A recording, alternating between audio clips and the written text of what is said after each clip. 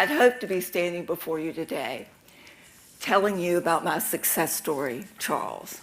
But 2 years ago, that dream, in addition to all the other hopes and dreams I had for my struggling young child, ended when we got the news he killed himself. Nothing prepares you for that kind of news. You can think about it, you can think, oh, it's going to happen, but you're never, ever prepared.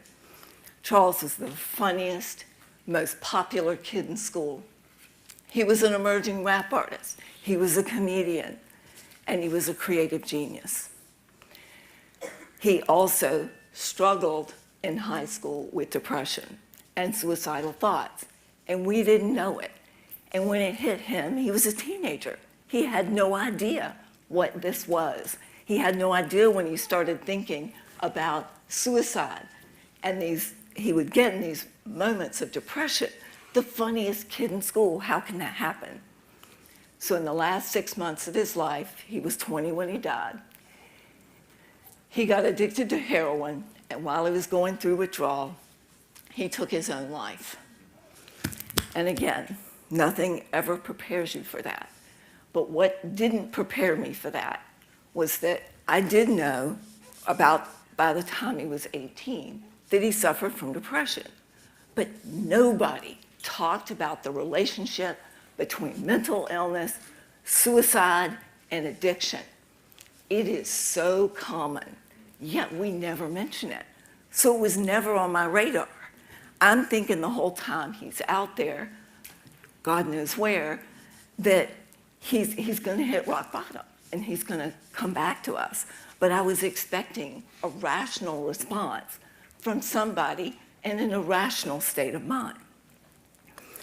So after he died, nobody was talking about it, because we all know the amount of shame and silence that surrounds addiction and mental illness.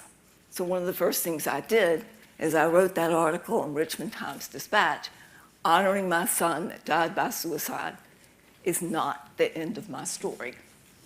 And I told that story. And I talked about addiction and mental illness. But you know what else I talked about? I talked about my boy.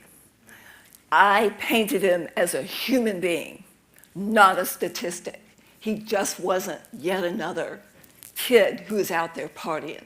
This child struggled. I didn't think anybody would ever read it, but it did become the #1 article for that year. And the reason it did was because other people saw their story in mine. At the original location at Richmond Times-Dispatch, there were 2,000-3,000 comments. That could have been my mom. That could have been my brother. That could have been my son or my daughter.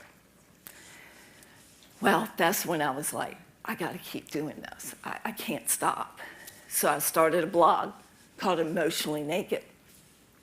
And originally I started it because, I was trying to deal with the most devastating loss of my life, and I had realized that writing was helping me. So it's about a year after he died, about 3 months after I've started the blog, and I write a post called The Final 48 Hours. And it basically says how we got the news, how we reacted. It's raw, it's from here. And when I published it, I was embarrassed and ashamed because I was exposing everybody to my ugly, naked mama grief. And it is raw. And I didn't share it on Facebook, and I share everything on Facebook. But I had subscribers, and they shared it on Facebook. And I reached out to the ones that shared it, and I said, thank you for doing that. I had that feeling of validation.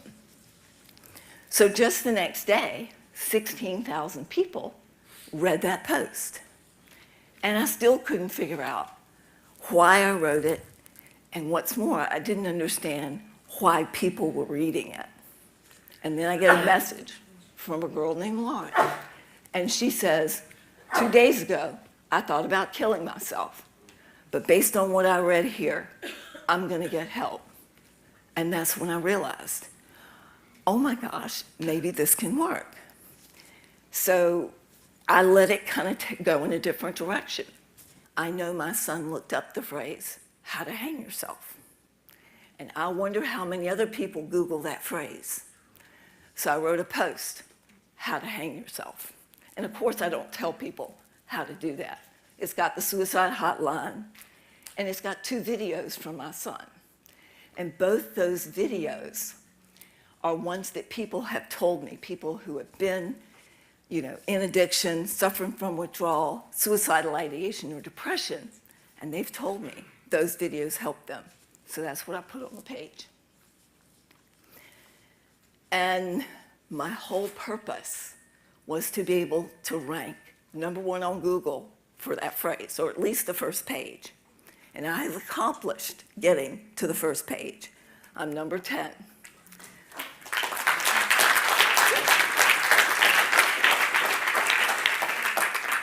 In the last 30 days, 445 people have been to that page. And I'm going to tell you, 90% of the people go to that page and they go right back out because it doesn't tell them what they want to do. But that leaves 8 to 10% who don't leave, who stay for a few minutes, some for a few hours, and then some for days. Oh my gosh. So I get letters and I get messages, and I got a comment not too long ago, and I'm going to paraphrase this. I've been reading this blog since last Sunday when I came across it, Googling how to hang yourself. I watched the video of Charles, and it gave me goosebumps. The post here made me cry for 4 hours straight. I personally struggle with anxiety and depression and addiction, and I've been off heroin since 2014. I have 2 young kids, but sometimes I'm ashamed to say, not even they can keep the darkness from haunting me. Today I'm okay enough to try and fight another day, to comment here and let you know that you made an impact on someone. I think this place is special, like your boy. Oh my gosh, he had 2 kids.